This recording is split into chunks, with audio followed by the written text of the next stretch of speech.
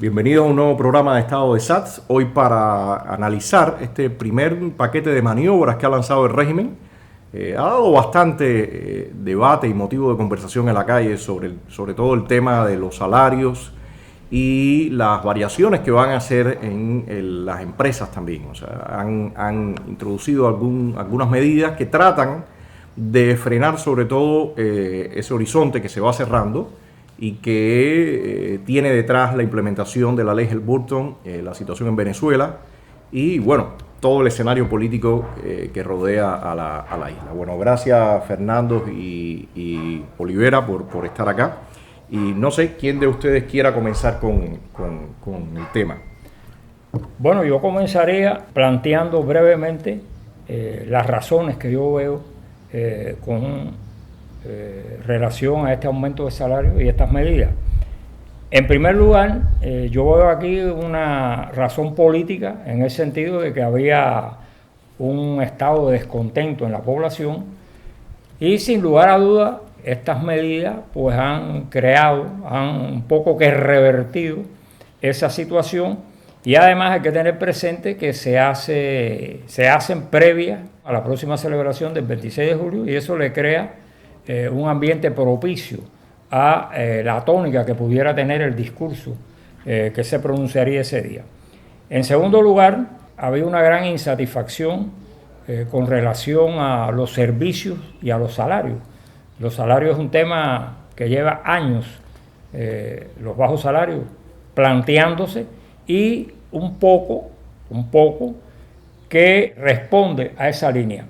Y en tercer lugar, yo veo aquí una situación económica importante y es que hasta ahora, por las autoridades cubanas, se había mantenido el criterio de que para aumentar los salarios primero había que aumentar la producción, que no podía haber aumento de salarios sin aumento de producción. Y aunque aquí realmente no se habla de producción, porque es el sector empresarial, es el sector presupuestado, o sea que es un sector de servicios fundamentalmente, en realidad se ha cambiado el paradigma y ahora lo que se plantea es aumentar los salarios y después aumentar la producción. En este caso se aumentan los salarios con el objetivo de mejorar los servicios. Mirándolo desde el punto de vista cubano, yo lo ilustraría como poner la carreta delante de los bueyes. Y yo creo que primero que todo hay que resolver un problema, yo diría primigenio, que es el problema de la productividad y la eficiencia. Realmente es increíble y me parece un tanto disparatado que se aumente los salarios con todo, de alguna manera, el incremento de circulante, todos los problemas que trae económicos aparejados a esto. Y la situación, si aumento salarial, si no viene articulado con otras medidas de carácter aperturista, me parece que va a ser un gran desastre y lo tengo que ver como una medida netamente populista de cara sobre todo al 26 de julio, o sea, si va a hablar Raúl o Díaz-Canel, que sea quien sea, o Machado Ventura, pues tener una carta para manejar dentro del discurso triunfalista, falsamente esperanzador, y realmente es imposible verlo si no hay otras medidas más profundas que permanecen estancadas desde el punto de vista económico y social, pues realmente es otra pérdida de tiempo más. Yo creo que como bien decía Fernando y tú, Olivera, todo esto está enmarcado en crear una falsa satisfacción y de cara a un verano que, como mismo reconocía Díaz-Canel, se suponía que iba a ser un verano muy difícil para la revolución, como dicen ellos. Él lo dijo expresamente así y claramente todas estas medidas están tratando de aminorar el escenario que se prevé. Él decía ayer claramente que tenían que actuar para no llegar a las situaciones del periodo especial como las que se vivieron en los años 90. Pero no obstante, este incremento, que según decía una de las ministras, era del orden de 7.000 millones de pesos, por supuesto lo que va a hacer es inyectar una cantidad de circulante, que después quiero comentarle algunos puntos con respecto a eso, mi visión de cómo yo creo que ellos van a tratar de compensar. Van a inyectar una cantidad de circulante cuando sectores para ellos tan importantes como el turismo o el sector de la exportación de servicios, como llaman ellos a este trabajo semiesclavo de los médicos, se ha visto golpeado y el tema de los médicos incluso ya clasificado como tráfico humano. O sea, que realmente con todos estos pasos que se ha venido dando de presiones económicas, no creo que ellos estén en condiciones de realmente tomar esta medida. Pero bueno, la idea que tienen es, según ellos, estimular la economía. Fernando, quisiera que nos comentaras un poco el asunto de los salarios. Aterrizarlo desinfla un poco la nube esa que se ha creado también, ¿no? Sí, yo comenzaría precisamente con el salario mínimo, porque como bien dices tú, Antonio, las cifras a veces impresionan a muchos ciudadanos y hay que llevarlas a la realidad. Si nosotros vemos el salario mínimo, se dice que el salario mínimo se aumenta a 400 pesos cubanos, COP. Yo voy a hacer la comparación siempre con dólares para poder jugar más fácil. Lo que equivale a 16,5 dólares. O sea, antes eran el equivalente a 9 dólares, ahora aumenta a 16,5 dólares mensuales. Pero bueno, ¿qué representa esto realmente? Si hay en el mes 24 días laborables, que es lo que se calcula normalmente en economía, en total, en un mes de trabajo hay 192 horas de trabajo. Y estas horas entonces, cuando usted la divide en la cantidad de salario por hora, resulta que usted está pagando a 9 centavos de CUC, de dólar, usted está pagando la hora. Y usted está pagando 72 centavos de dólar por un día de trabajo. O sea, no llega ni a un dólar y por lo tanto no llega a un CUC. Y discúlpame un paréntesis, eso es tomando como cambio oficial la tasa que el régimen tiene ahora, porque lo que estamos viendo es que en la calle, en el mercado negro, el CUC y el CUP se están devaluando ya frente al dólar. O sea, el cambio aquel que existía en el mercado negro de 95, 92, 93, ya se está yendo hasta dólar por CUC. Sí, en realidad yo estoy usando la tasa oficial. Y cuando uno lleva esto a pesos cubanos, se da cuenta que estamos hablando de 18 pesos cubanos diarios. O sea, no es ni siquiera un CUC diario lo que gana la persona. Entonces uno se pregunta, bueno, en muchos países del mundo, 16 dólares es lo que se paga por una hora de trabajo, normalmente. En Estados Unidos el salario mínimo es 7 dólares 50 centavos la hora. Quiere decir que si lo comparamos con Estados Unidos son 2 horas 20 minutos de trabajo. Yo hubo algunos datos que copié que me llamaron la atención y ahorita tú los mencionabas también. Fue, por ejemplo, la persona que tiene la responsabilidad de ser rector de una universidad. La persona. Ellos le ponían 2.630 pesos. O sea, estamos hablando de que es un poquito más de 100 dólares al mes, un rector. O sea, al año esta persona sería del orden de los 1.300, 1.400 dólares al año. Eso es el trabajo. Yo no diría ni de una semana de un rector en cualquier universidad del mundo, ¿no? No, porque se establece que el salario mínimo es 400 pesos cubanos y el salario máximo es 3.000. 3.000 son 125 dólares. Cuando usted le establece 2.600, 2.700 a un rector, usted lo que le está pagando es 115 dólares. Señor, 115 dólares son 2 días de trabajo de un obrero en cualquier país del mundo. El rector de la Universidad de La Habana, 2.700, 800, 115 dólares al mes. Eso da vergüenza. Por ejemplo, hoy en Bolivia, que no es un país de los más ricos ni nada por el estilo, ellos hace un tiempo tenían que el salario mínimo era 80 dólares, lo han subido a 100 dólares. Pero bueno, nosotros tenemos un dato histórico. En Cuba, en el año 1957, el salario mínimo para el sector estatal, o sea, los empleados estatales, los empleados del gobierno, era de 85 pesos cubanos, equivalente a 85 dólares. Quiere decir que este salario mínimo actual es 5 veces inferior al que existía en Cuba hace más de 63 años. Con toda la inflación que habría que sumar a con toda la inflación. Y aquí estamos hablando de que en aquel salario, una barra de pan valía 10 centavos. Y en este salario vale 10 pesos. Que un refresco valía 5 centavos. Y en este salario vale 12.50. Y que una libra de carne de res, que era la que más consumía el pueblo cubano, vamos a estar claros en eso, valía, si era de primera, 35 centavos. Y un kilogramo, por lo tanto, se elevaba a 75, 80 centavos. Y hoy, la carne de res, que está desaparecida para el cubano medio y para el cubano pobre, menos todavía, no existe, cuando aparece en un mercado estatal en 70 o en Palco, la última vez que apareció, el kilogramo valía 21 CUC, 500 pesos un kilogramo, 240 pesos una libra de carne, contra 35 centavos antes. ¿Qué representa realmente este aumento salarial?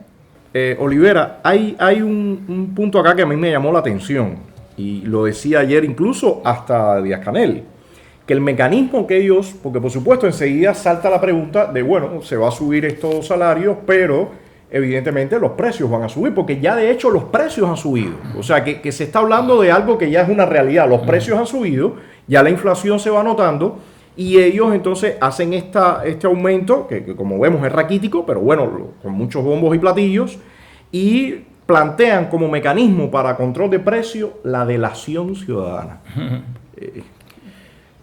Realmente es un círculo vicioso.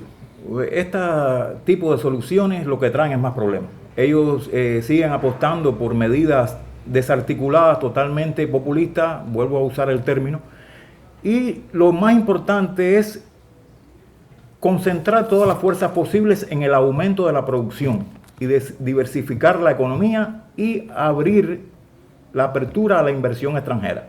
Sin estos tres parámetros, realmente lo que se hace es perder el tiempo. Pero no han hablado de liberalización económica. Obviamente hasta ahora no, y parece que no es la intención, al menos a corto plazo. No sé qué pueda suceder con todo este ambiente adverso económico y social desde el punto de vista externo, con las nuevas sanciones norteamericanas y también un contexto internacional y un estado de las finanzas internas en un estado tan deplorable que ellos van a estar obligados a, y siempre lo toman desafortunadamente obligado por las circunstancias, y no es realmente no es una actitud espontánea y necesaria para el beneficio de la mayoría. Siempre respuesta a presiones. Claro. Pero hay un tema que te quería preguntar, Olivera. Ellos hablan del incremento de las exportaciones, pero mi pregunta es, ¿puede incrementarse las exportaciones y pueden realmente estar en una posición de competitividad con empresas extranjeras? Ahorita tú mencionabas algunos casos de productos que se fabrican acá en situaciones realmente primitivas, ¿no?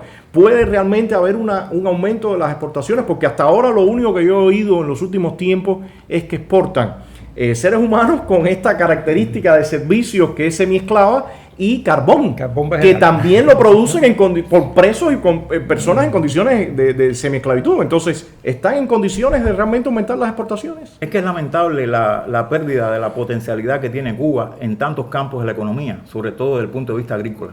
Cuando uno va a la historia y analiza comparativamente qué sucedía en Cuba antes del 59 y después, realmente es bochornoso que a estas alturas Cuba tenga que importar azúcar, haya perdido la capacidad exportadora en el café, en el tabaco. Eran rubros tan importantes y que aportaban mucho dinero a la economía del país.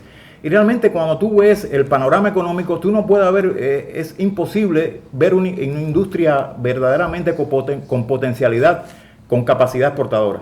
Solamente lo que tú dices, hay tres pilares. Y dos fundamentales: el tráfico de personas a través de la exportación de servicios médicos fundamentalmente, y el envío de remesas. Ajá. O sea que está relegado es una economía artificial, una economía que está sobre pilares demasiado endebles.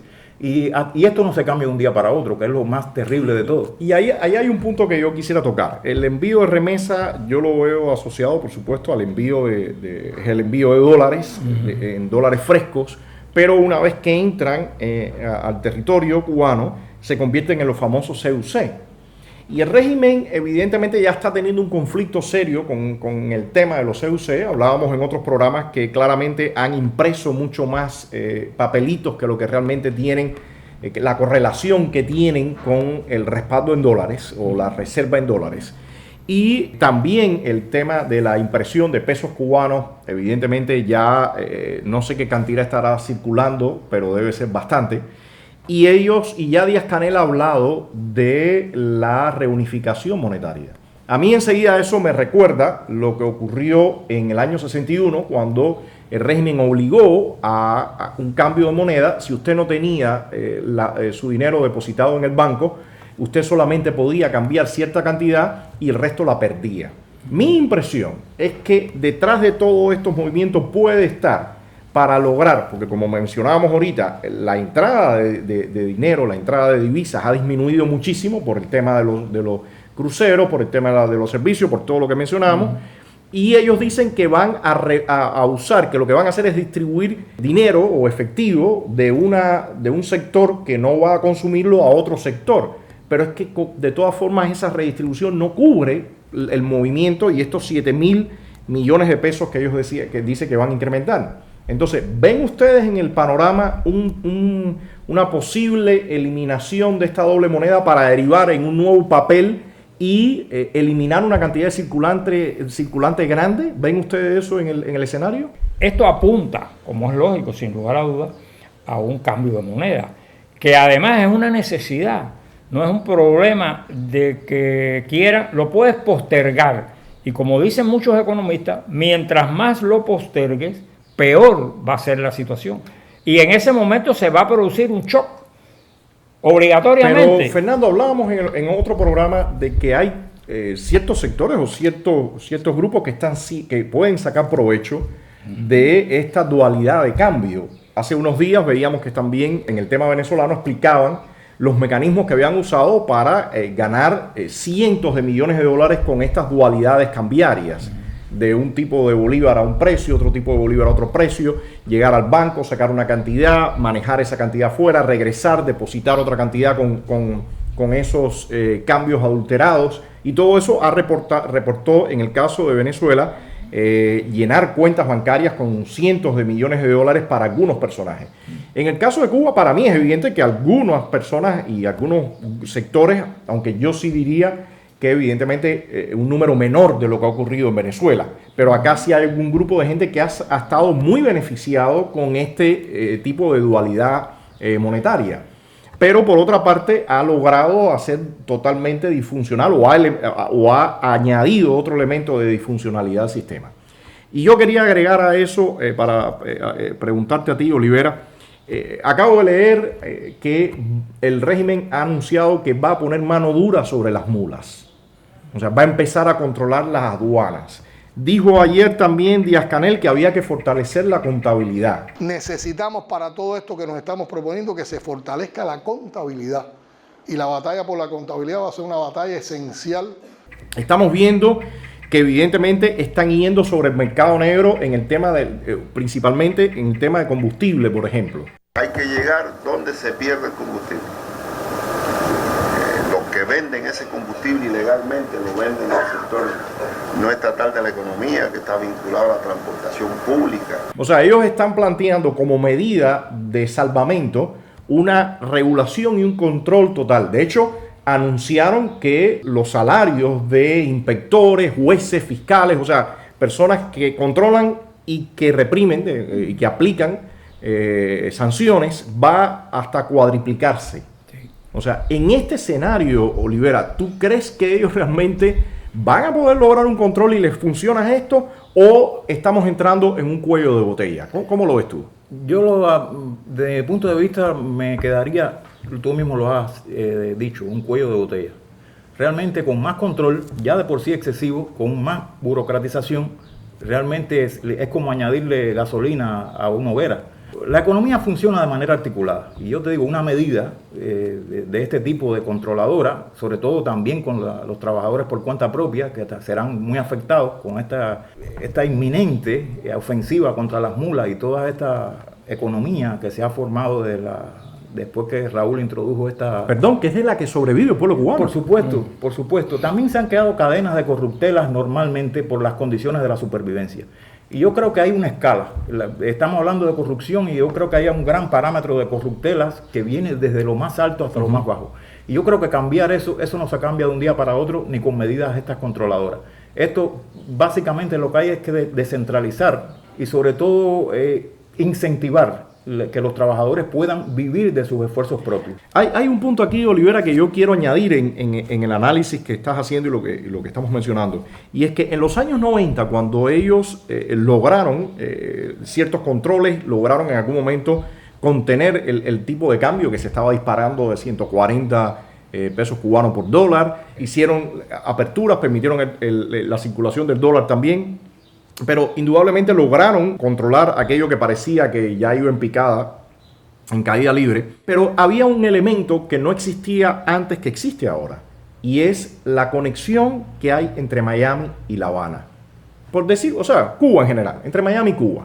En esa época todos los cubanos estábamos en crisis, y la conexión que había era realmente muy limitada. En este momento que ellos están planteando blindar las fronteras, controlar el tipo de cambio, topar los precios, ese escenario de control y movilidad que ellos están planteando, puede realmente competir contra el influjo de Miami y toda la circulación de los cubanos entre aquí y allá y toda esta red que se ha creado de mercados negros, de clientela. ¿Creen ustedes que eso es posible en este momento?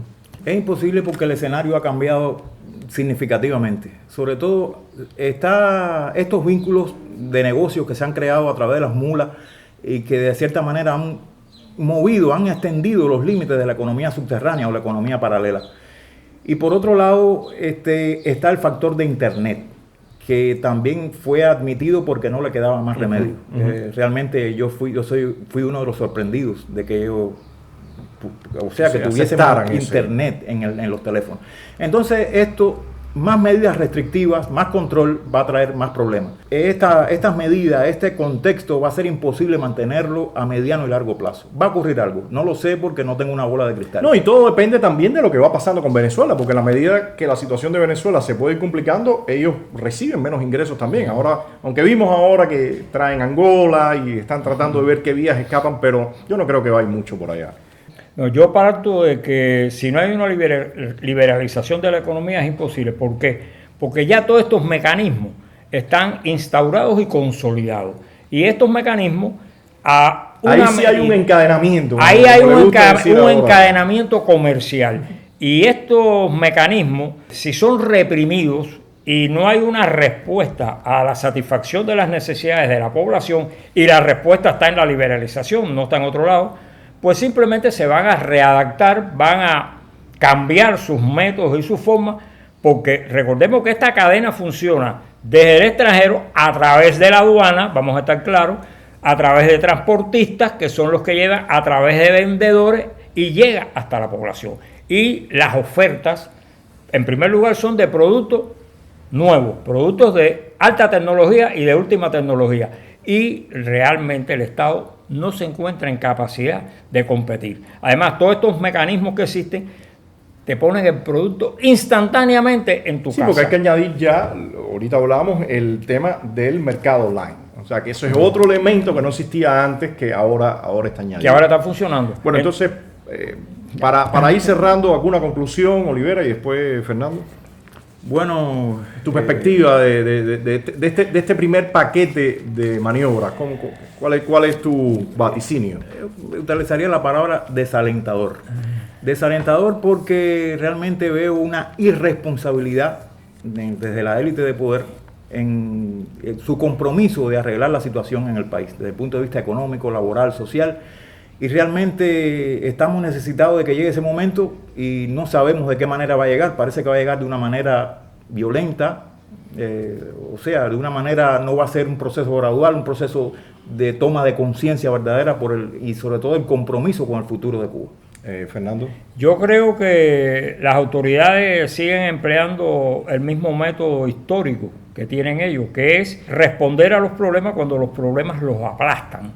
No son capaces de prever el problema cuando se acerca. Y entonces son medidas desesperadas, como tú bien planteabas, ante un verano demasiado caliente, pues toman estas medidas con el objetivo de tratarlo de enfriar un poquito y que no se precipiten otros acontecimientos de mayor envergadura. Bueno, yo usaría la frase que muchas veces escuchamos en la calle. Yo diría que estos individuos siempre están contra el tráfico. La dirección va, el pueblo cubano se quiere mover en una dirección y ellos siempre se mueven contra el tráfico, tratando de controlar y ahora de sancionar, porque también, como decía, van a subir salario a los jueces y fiscales, así que sabemos que... Pero no obstante, incluso un paréntesis, lo que perciben esos jueces y fiscales es nada en comparación a lo que muchas veces reciben por sobornos por detrás del telón. Así que el régimen está en todos los sentidos contra el tráfico porque hay una economía, hay toda una economía informal ahora sí bien encadenada, con un dinero, con recursos que vienen desde el exterior, con personas acá que están, incluso algunas personas del lado ya viendo posibilidades para el día que esto cambie, cómo afincarse. O sea, realmente ellos están contra el tráfico. Así que vamos a ver qué viene ocurriendo y en los próximos días las noticias un poco más claras ya sobre este tema de las mulas y qué medidas en específico van a tomar. Así que bueno, les agradezco el programa rápido, mucho contenido todavía se queda, así que tenemos contenido para un nuevo programa y nos vemos en otro para analizar toda esta realidad que realmente está bastante dinámica en estos tiempos. Entonces bueno, muchas gracias y nos vemos en un próximo programa.